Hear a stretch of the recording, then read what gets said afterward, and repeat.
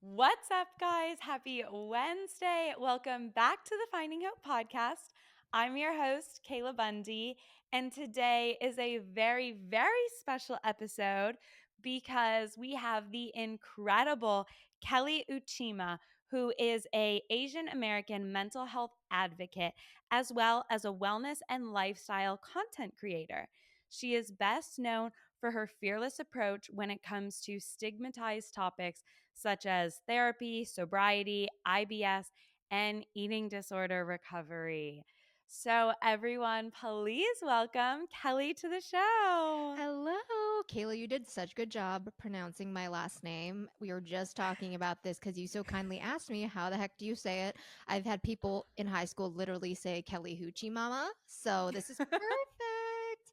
Hi, everyone. Oh, thank you. And Kelly is so great. I met her at an event and immediately we just clicked and she stood out to me because I don't think I've met another woman at an event that was so kind and welcoming and just immediately was ready to dive into real conversations. And I swear she probably knows more about me in that hour-long event than some of the people that I see on a daily basis. Okay, but you're not even telling them the truth. I came up to you while you were getting like shrimp and crab and sushi, and I said, "Hello, do you know anyone else here?" And you're like, "No." I was like, "Perfect. Will you be my friend? Will you sit with me?" No, it was so nice. It's truly exactly what I needed because we both showed up alone. And I was so happy that she also didn't have a friend. Yeah. So No, here in maybe go LA, places by yourself. You'll meet a cool person. no, everyone, if you're not from LA, and granted, the people who are so-called very LA are all transports. Like no one's real Yeah. transplants, transports. I'm not sure what the right phrase is, but we're all mostly not from here. So this like LA culture is very much people trying to be LA when really LA is quite diverse, whatever, whatever. But I struggle a lot to feel like when I walk into a room, especially with other creators and influencers, I'm nervous, I'm insecure, I Yeah. don't want to go up to people. It always feels like people know each other, and I'm just like, huh? And I feel like I definitely get the imposter syndrome and just because, like you said, everyone is trying to be something and the weight of LA can fully rub off. And that is one thing I loved about Kelly though is she was so authentically herself. And I think that is why we connected is because she was honest and wasn't trying to be too cool for school and act like she didn't need to make friends with anyone, but she was just so real and admitted, yeah, I came by myself. I don't know anyone. I need a friend. And the honesty and the vulnerability was so incredible and so empowering. And that's what I've grown to love in the closest friends that I have.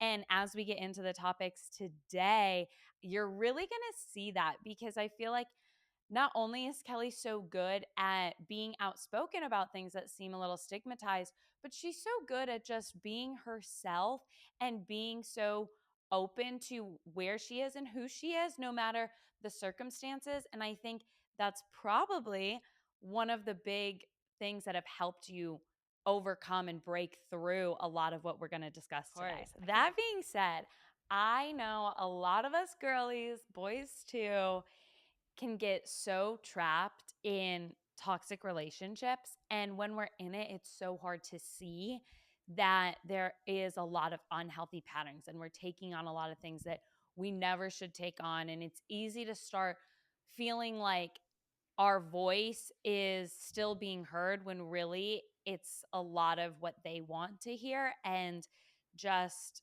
it gets tough knowing what thoughts are yours and dealing with being gaslit and things like that. So, Kelly, I know you have just really broken free from a lot of that.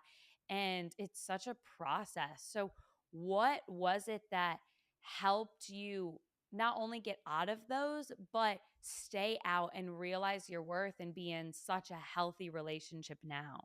being 19 when I first entered my first kind of like real love, oh my God, Prince Charming relationship. I was in college. I was really struggling in my own personal life with an eating disorder, specifically binge eating Yeah. disorder. And I honestly had had that since age 10.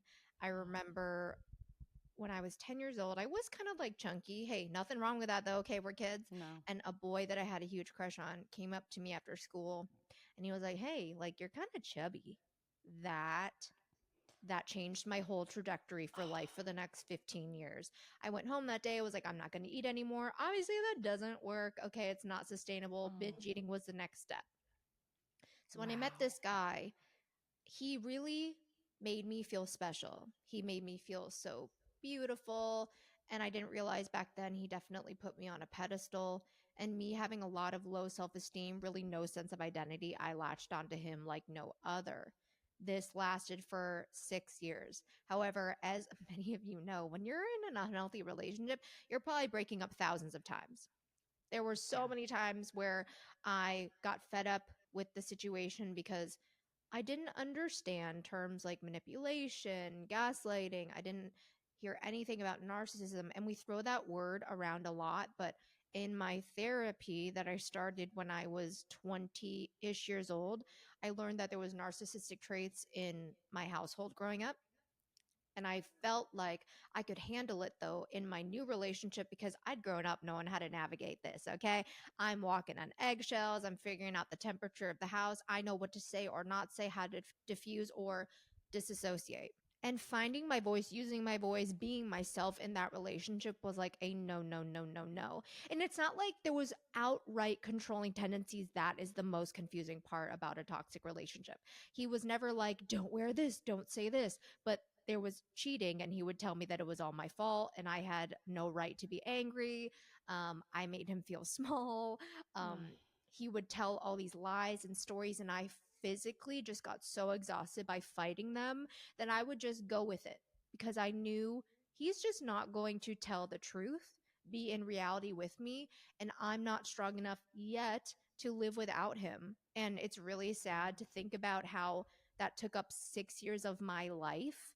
And now I feel only confident because I had to figure it out. Like I was truly such a lost soul. And I left that relationship by like running out in the middle of the night after a big fight and begging him, like, please just like let me go. I need to be out of this. And he also didn't like that. So for anyone who's in kind of a crazy situation like that, it happens and it sucks. But mm, there's such a way out. And I hate saying this to people because I know it's really annoying, but it's all going to get better because you're eventually just going to get so sick of it. I hope that's it's like your life is just going to get so much better after that. yeah. Absolutely. Wow. Thank you so much for sharing. I totally get that. I was in a really toxic relationship as well. And in Hell it, yeah, it you feels were, because girls nation. girls nation. Ah. But I'm so glad I got out. And in it, it feels like there isn't that light at the end of the tunnel. And you know, you can't take more of what you're currently in, but feeling like, oh, it's going to get better, it does seem so hopeless at times. And we're both here to tell you it really gets so, so much better. And I think when I was able to get out of mine and I had that time to myself, it really grew me into even knowing who I am and understanding my worth, because it's easy to put up with things and to let things build and build and build and build and fester when you don't know how valuable you are. And just like Kelly said too, I mean, coming from a place of already feeling not proud of the body you're in or the version of yourself that you are at different stages in your life, that can be where a lot of vulnerability exists and a lot of toxicity can kind of come in and create these environments that make you feel secured by somebody else validating you in ways. And so, definitely, when I had lots of time on my own to just figure it out. Like Kelly said, I mean, I've had to really just, okay, let me remove all distractions and figure it out and heal these parts of myself. There is so much breakthrough. And I'm curious, when you had to get out, what did that look like for you? Because I know a lot of people can go from one toxic guy to the next, and it just never stops. And so, what was it for you that you were able to get out, but then you had to actually figure things out for yourself? The second I decided to leave my toxic relationship, this is a horrible story, but I have to tell you. Oh, We had just gotten home from the gym. And right before we had gone to the gym, I said, "Hey, can we talk about the fact that you're cheating on me and I like really want you to stop?" And I said, in the car ride, I said, "Please, I know we love each other, but I'm starting to realize this is codependent. I don't think we're even happy. And I don't think we deserve this anymore. Like, we're not even really in a relationship." He did not like that. So we get home. We, this should also be a telltale sign. We had different bedrooms, okay? He goes to oh, his room, gets on the phone, and I'm like, "Who could you be calling right now after we've been in a fight?" And I walk over to his room. He's giggling, looks me dead in the eye, and goes, "Don't worry, babe. I'll come see you soon." I Kelly. couldn't believe, what planet are we on right now? What is going on? I looked at him and I said, "You have lost your mind. What is happening? What are you doing?" And I got really scared and I ran back to my room, packed a bag, grabbed a pillow. I didn't know where I was going to go. And I started running down the stairs to my car because I was like, I can't do this anymore. And he screams down the stairs, "If you leave now, we are never getting back together." And I was like, "Yeah, that's the point." I got in my car. I didn't know what to do, but I knew that was my first step in knowing I really am ready to put in the work. I lived out of my car and in Airbnbs that I had to pay for while I was trying to get his mother to move him out because he wouldn't leave. He eventually did, and all the work in therapy started then. I finally came clean to my therapist and told her about all of this, and she was like, "Why did you hide all of this?" Obviously, I was really ashamed. And she said, "You didn't really talk about your relationship very much. And honestly, I thought he was just like your saving grace. I thought he was a safe space. And I propped him up to be that way." So what I really had to do in therapy is look at our entire relationship and my role in it enabling, letting myself become the smallest version of myself, realizing how much I had manipulated myself into believing that I was worth nothing, that I needed someone so badly that I would abandon myself. And the work really came in not dating for 2 years and truly taking time to wake up, be real with myself, finally tell my friends and my family. I mean, it was embarrassing. And I was in a Yeah. very dark place because, yes, I wanted to leave the relationship, but I felt dead inside once he was gone. I was so depressed. My friends were deeply worried about me and my will to live. Like, it really can be that serious when you are so codependent. I didn't think that I would be worthy of living without this person, even though all he ever did was hurt me. But it's also even scarier to realize in the beginning, there were so many great parts. And throughout the relationship, there still were helpful parts where I had a partner, I had someone to spend time with, I had someone to lean on, and I was just ignoring all of the crazy, horrible things. It's just scary to realize, wow, what life was I living? It's so terrifying how much that can become your world, and how even though you knew you were better, it still felt like, I don't even know if I want to keep living without this person. And I know advice that I had received after I got out of my toxic relationship was, when you start sugarcoating and you don't even realize you're sugarcoating, but you're not being honest with how that person is to you, that was a really clear sign that there's probably a lot of toxicity going on. And I think that's so interesting that that is what your therapist picked up on, of, oh, I didn't even really know that, because it's, I would always try to paint that person better in my head. And I did believe that. I did believe the better sugar coated version. And so that is what I would say. And I didn't notice, like you said, how much I was lying to myself and glossing over what was truly going on. So, do you just have any advice for people maybe in that scenario and things to look out for and watch out for that could be signs of this is pretty unhealthy, and maybe self reflect and try to find a better route to take? I have a specific scenario. He was driving on the highway and crashed my car. And he called me and I said, "What? Oh my God, my car." And like, "Are you okay?" And he was so infuriated with me because I was upset about my car being crashed. He was like, "You don't care about me at all. You don't care. I could have died. What is wrong with you?" He literally was so angry with me Oh my goodness. after he crashed my car. Oh Okay. my goodness. So if there are people in your life, not just romantic relationships, friendships, family members, where you're truly in reality and you just can't believe that someone is not being in reality with you, like that's the best way I can explain it.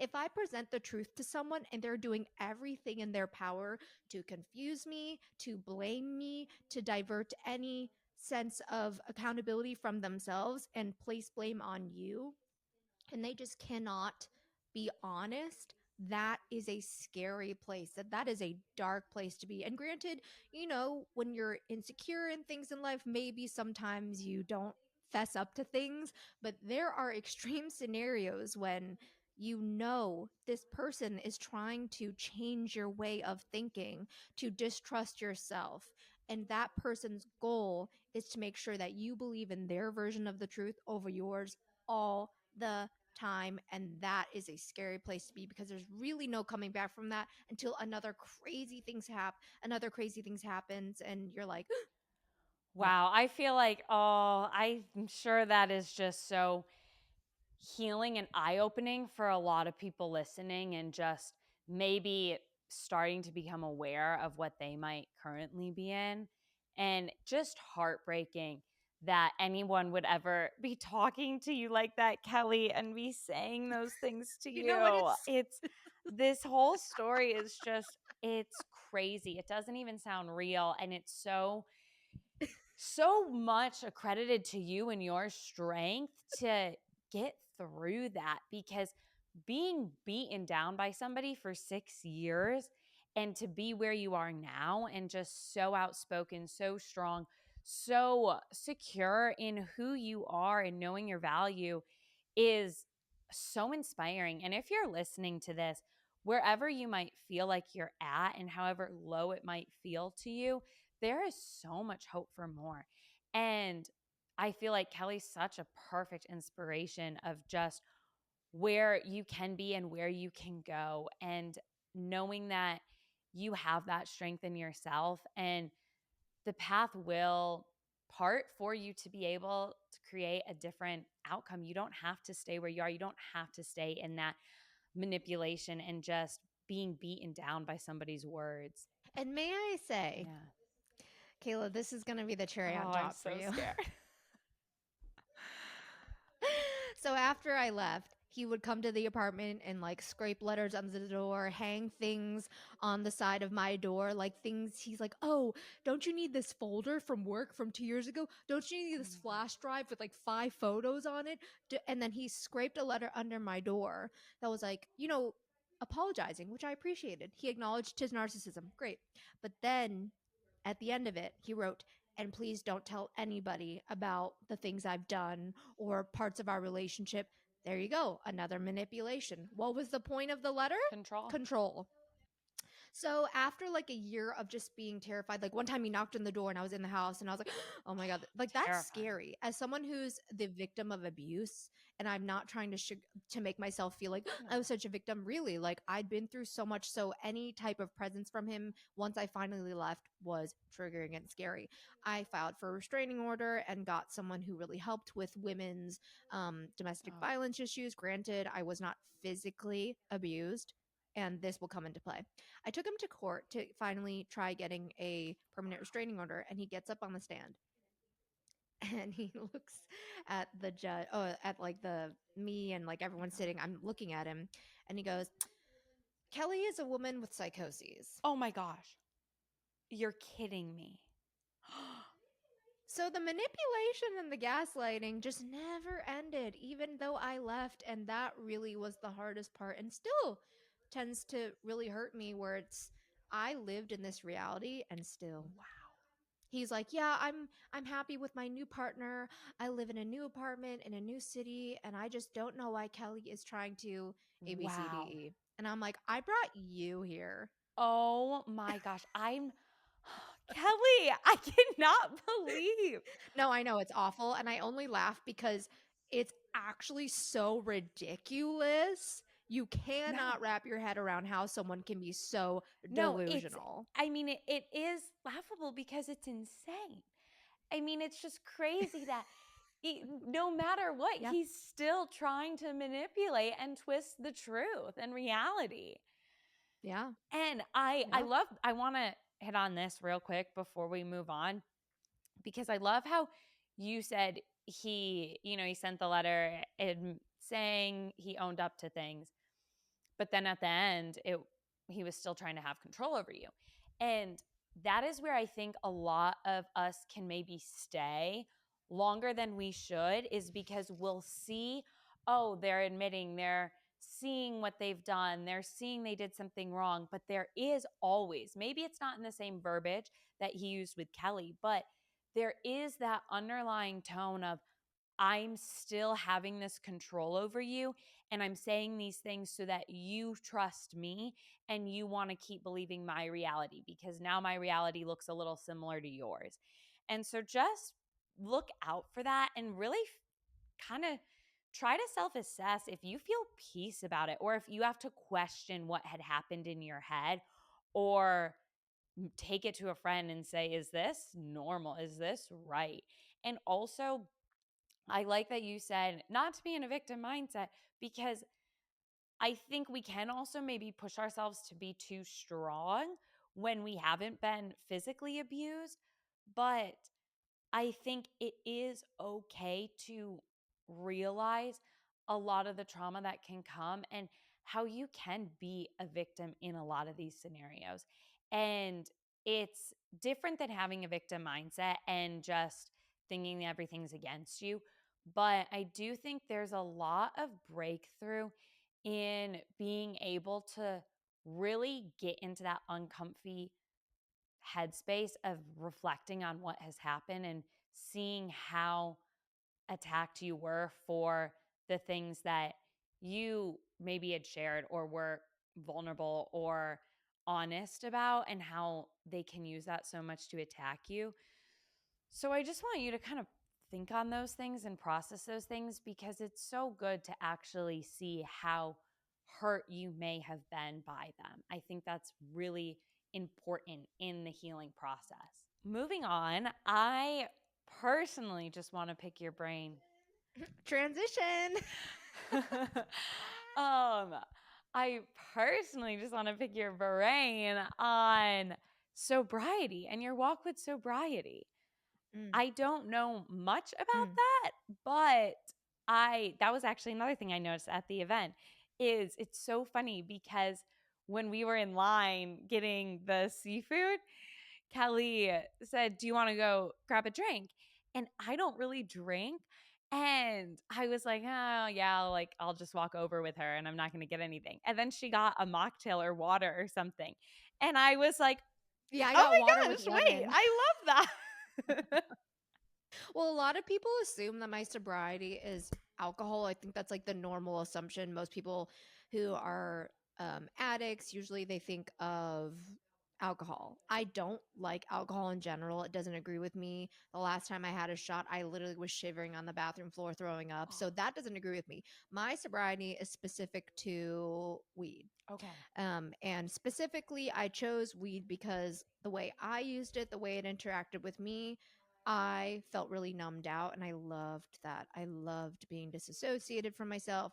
I loved that it would chill me out, but in a way where I couldn't feel my body. And being someone who struggled with binge eating, it's like permission to binge eat because you got the munchies and then you're numbed out. So you don't have to feel the negative effects of it. But all of it is like enabling a bigger problem. And I started smoking weed in high school just as a normal social thing. Yeah. Like with other dumb high school kids, and we're like, ha ha ha, like all the giggles and stuff. I was like, wait, I really like the way that this feels because I was struggling with anxiety and depression. God knows I didn't know it. Okay. My parents didn't talk to me about any of that. They're like, why are you missing school so much? Blah, blah, blah, blah, blah. I don't know. Like, Yeah. I don't know what's going on with me, but I'm not okay. Wow. And then when I got to college, I met my boyfriend. And he and I both struggled with our mental health as many young kids do, like teenagers going into college. That's really, really tough. So for us, weed was a way we could bond and also numb out and dissociate together. And it felt like something fun, our little secret together. Wow. And I would binge eat. I would get high, binge eat, pass out, go to sleep, wake up, restrict myself all day, do the same thing for years and years and years, honestly. And then after leaving that relationship, oh boy, did I lean on weed even more because now I'm alone. I don't have that relationship. Now my relationship is with getting high and numbing out. Wow. And it wasn't until June 21st, 2020, I remember because we were in the pandemic and I was really struggling and I was just getting high all day, every day. And on the 21st, I said, I can't. I'm done. I don't know what came over me. I just felt like I'm done, cold turkey, and never again did I pick it up again. Oh my goodness. Wow. That's that is so impressive and so rare. I feel like I don't think I've heard someone just flipping a switch and being able to cut cold turkey and be done with it. I had no idea for one, and I feel like that also hits home probably for a lot of people of just that escapism and not growing up knowing, oh, I'm feeling these things for a reason, or there's language for this, and there's ways to help, and you kind of start self medicating something that you don't understand that you might be going through because you're just trying to stay above water. And then having that toxic relationship too. I'm Oh my gosh, Kelly, I'm just so blown away by you and your story. It's just You're incredible. so nice. You know the best part of this though is like I'm glad that when people meet me or talk to me now, they don't assume that I have been like a No. shell of a person. Um but everyone who's listening, I want you to know that the struggles and the terrible things and all the parts of you that you absolutely hate. Like I thought all of these things were dark parts of me and my life, and by looking at them and bringing light to them and working in therapy and accepting the parts of myself that I truly believed were unacceptable and frankly disgusting have allowed me to love Mm, all parts of me, because when we do not face the darkness, we literally will never be able to find the light. And I am so happy, as crazy as this sounds, that all of that happened to me because I think that I am able to connect with more people. I have more compassion, patience, and grace for other people. And by hearing more stories like this, I know that I'm not unique or special in it. And it's not to take away from the validity of the struggles. It's kind of just yeah. like, Yeah. I'm not a weirdo. I'm not an other. By being in that relationship, by having an eating disorder, by having addiction issues, I'm like, so many other people. So cool. Like, you're not a terrible weirdo. Great. Move on. And it's really hard to move forward until you work through it, though, because you do want to have someone feel bad for you. Like, I wanted Yeah. compassion. I wanted people to validate me. But once you validate yourself, you don't need people to really know that you've gone through all this stuff. Yeah, no, I love that. And oh, you said two things that I loved. One about the dark things coming to light. I'm always saying that in on the podcast and my friends, whatever, that I'm such a firm believer that when things stay hidden in you and they stay in the dark, they have so much power to consume you. And the second you expose them to the light, that's where so much healing can actually come in. And I also love that you said, I'm not a weirdo or it's not that weird because I grew up in, you guys know this if you've listened to the podcast. My older sister, she struggled severely with an eating disorder as well for the majority of her childhood and young adult life. And when it was such a hidden weird thing of, oh, no one else has this, I don't want anyone to know because they're going to think I'm this, I'm that, and you sort of feel like you're not accepted and just you're the only one that is going through this, so no one else is going to relate to you. I love when you can actually step into that because you're not a weirdo. So many of us go through this. And I found so much help and healing and just breakthrough from things that could have gone a really bad route and never even got to take me down that road because I had friends and I have people like Kelly that I was able to listen to that were so open, and I didn't feel shameful and feel like I had to hide something that I didn't think anyone else was going through. And I do think when you start being more vulnerable, what I've learned personally is when I'm vulnerable with what I'm going through, it makes it less dramatic in my head, I feel There you go. like I'm able to Which just kind of, which is growth though, yeah, it's because where when you're go going through it, it's all about the drama, baby. yeah, exactly. And when you can just laugh about it and talk about it and it doesn't hold any form of identity to who you are, it's so much better and it is growth. It's incredible on that side. And age and time is really important for context, okay? Everyone, I'm 31. I didn't figure out who I was really honestly until last year. I left that relationship when I was 25. I was so Wow. lost. I wasn't doing what I'm doing right now. I am a full-time creator now, living in LA, super happy in a really healthy relationship for the last 3 years, but at 25, I was living in the middle of nowhere, Champaign, Illinois. I was working at the University of Illinois as an academic research project coordinator.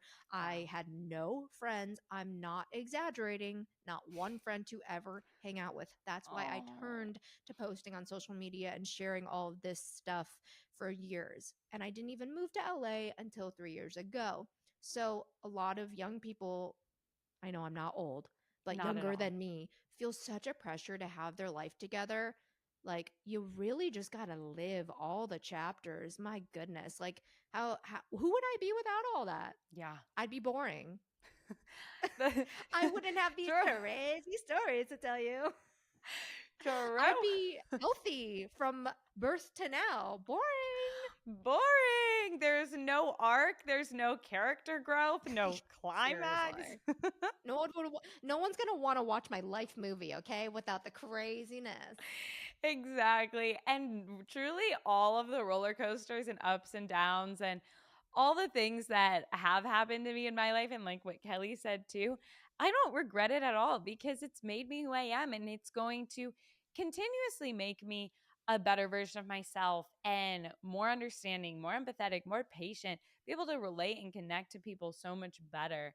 And I do want to circle back real quick because I'm so curious when you did go cold turkey on weed and started living in sobriety, what what was that shift? Like what was kind of running through your mind? Because I I know for a lot of people it's hard to see where they're currently at and then they know, oh, it's better on that side.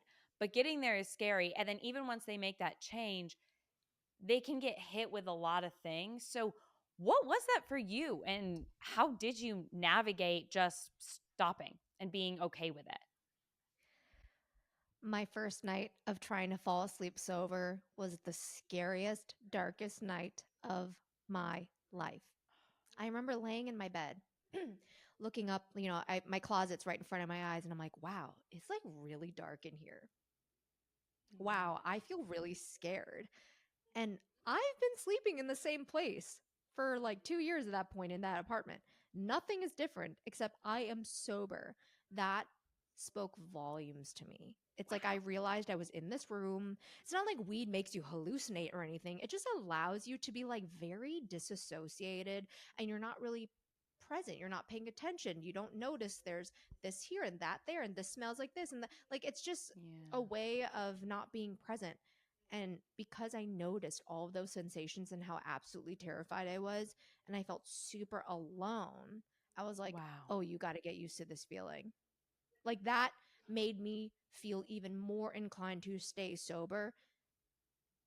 But Wow. all the other times in my life when I wasn't ready to be sober, I would have been like, I don't like this feeling. I'm going to get high. And that's okay. Like I don't think going cold turkey is the right way, the way you should do it, the way that anyone can do it. It just worked for me because I was ready. I was exhausted, okay? Like I've been smoking weed for 10 years. I was like, I'm done. You're like, I know what this does. Yeah, I know It's what it not is. new. No. Yeah, and I love that you said you were ready because in anything, in the toxic relationships, in the eating disorder, in just anything you guys might be experiencing right now in your life that you want some change or just a better way of doing it, I know that my why will always have to be stronger than the reasons I've been doing or living in that way. And I sometimes will stay in things maybe a little too long, but I do get to that place of being so fed up and so sick of where I am or what I'm going through that the reasoning to get me out is way more sustainable than being half in, half out. And when I've tried to make big changes in my life, when I'm not fully at that place where I'm ready to, it usually doesn't last and it's really unsustainable. So I love Okay, that that you is did so say, good. What you just said, what are mhm, your reasons for continuing to be in this toxic relationship? What is the good reason for you to mhm. keep getting high? You're literally going to be so embarrassed because the list is embarrassing. It's embarrassing. Yeah, like that's embarrassing. You have no reasons and you keep doing it. You are going to die on this hill of bad decisions. Yeah. Yeah, no, and I would actually encourage you guys right now, if you're in that, make a list of why you're staying in either that negative thinking cycle, in those ways of living with that person, whatever it is, because you'll be surprised and don't sugarcoat it. And also, I want to just let you take a deep breath. And when you do look at the list, really try not to feel defeated and slump into this victim mode of, oh my goodness, I'm pathetic. Really look at Mhm. that list and view it in a way of, I'm an overcomer and these are all things holding me back in life that I can actually just step into and create a different path and take a different road. And all of this, what Kelly said, that feels like I dislike about myself can actually be the parts that you love and can actually propel you into so much greatness. I couldn't nod my head anymore, girl. The last bit of a wisdom we are going to take from Kelly is all about IBS. Would you mind elaborating on it? Because I think a ton of us have gut health issues and it's super common and it can feel like one of those things where we want to kind of keep it in the dark because it's embarrassing if we bloat or look like we've gained 10 pounds when we eat Mhm. something. There was a time, I think this was in 2021, it was my birthday, and I had not pooped in 7 days. I literally felt like I had a, what do you call it, like Yeah. appendicitis, because there was so much pain in there. Like, think about it. You have not gone to the bathroom in 7 days. Can you imagine? Like, I have to still eat, but I felt sick. Yeah. I felt like there was like poison in my body, and I went to the ER Oh. and they were like, "Oh, you have a fecal impaction." I'm like, "What the hell is that?" They literally did like an X-ray or a CT scan and showed that I was literally full of Oh my gosh. and they couldn't do anything for me. And I was like, "What?" So then I looked up a colonic. For all of you who don't know what a colonic is, okay? People do these when they don't have to. I had to do it or else I think I was going to internally explode. Ooh. They pump you, literally shove water up your butthole until it breaks up your stool Oh. to help you release your stool. And I kid you not, everyone, I fully was laying in my own poop and she was like, "You need to go shower." Oh. It was traumatizing Do not do it unless you have to. And also, what's crazy? The doctors never recommended that, which how else was I going to be okay? Yeah. Like, what am I just going to die? I might have died. Oh my Okay. gosh. So, in sharing that, that is a big part of my story because after that, I was like, there's something seriously wrong with me. I'd always struggled with gassiness, constipation, not being able to be consistent when going to the bathroom, really struggling with my body image because all I did all the time was ever be bloated. Yeah. Something interesting to tie it back to being in a toxic relationship. When you have trauma in your Mm, body and you were uptight as yeah. hell, that really affects your digestion. That really affects your ability to digest food, go to the bathroom, because all you're ever doing is tensing all of your muscles. We don't even realize how many muscles there are that we have to use to be able to go to the bathroom in a healthy manner. Wow. I had this like 6-year process of going to every GI doctor, colorectal surgeon to figure out what was going on with me. And I had to do a lot of work to figure out. I literally got Botox injections in my butt and in my butt muscles, not to make it look good, to To relax relax the you. muscles to go to the bathroom. Okay. And I realized, and I hated when everyone would say this, especially my therapist, like, I wonder if your constipation issues are, have to do with your mental stuff, your emotional stuff. And I'd be like, how? How is that related? Yeah. As I've healed, as I've gotten off prescriptions and actually tried to use things like aloe vera, Yeah. magnesium, Yeah. L-glutamine, and being very consistent with all those supplements, and then relaxing my body, doing more yoga, going on walks, and not being in a really toxic relationship and moving to a new place where I'm happy and I have friends, I do not struggle with constipation except on the rare occasion of traveling. Wow. And this year, I am, not to plug my own stuff, but I am coming out with a supplement that will really help any IBS girlies like Oh my me. gosh. And not just if you're constipated, but it allows you to feel regulated because that's our biggest struggle as Hmm. gals. We're not the same every No. day. Our hormones change, our eating changes, and we shouldn't feel like we have to overthink and fix ourselves. Like our bodies deserve to move regularly. I can't even say it because I've never been regular. um so that's been my mission in life, is to really, I found what works for me Yeah. and I use it. I want to make it easy for other gals to not have to pay thousands of dollars of going to a doctor who won't help them. Oh my goodness. There's so much to your story that I relate on. It's so funny. So, quick snippet. When I was young, I mean, I still joke about it. I always tell people I was born constipated. And Hell yeah, my girl. mom was actually so worried because same thing, when I was a baby, I would not go to the bathroom for like 2 weeks at a time. It was so bad. So I get it. When you were speaking, I was thinking, I had no idea. She's right there with me You as a baby, you poor as a baby. What baby. the heck? And none of you guys know this. And then when I was growing up, I always struggled with constipation. And I remember vividly as a kid, I would be in the bathroom for hours. And if I ever actually Oh. went to the bathroom, I would get a prize because it was so rare and my family was trying Oh. so hard to help me go and it was so bad. And so I'm so glad that we did touch on this because at a young age, that is where I've talked a lot about holistic living, nutrition, cycle syncing, all of it. But at a young age, I really had to get into knowing what my body needs and doing it in natural ways that are sustainable, where it's not something that I have to go to the doctor for the rest of my life. And I love that you're coming out with this supplement. I still, every night, I have to take, it's an aloe vera pill. And Yeah, that's, like this is a lifelong thing, it is. and I love that you're saying this, and that's why I want to give a like a physical supplement to people, because what I want to explain is that this is a daily routine lifestyle that we actually have to Yeah. work on it, but make it simple and sustainable. You keep saying that, and it's right.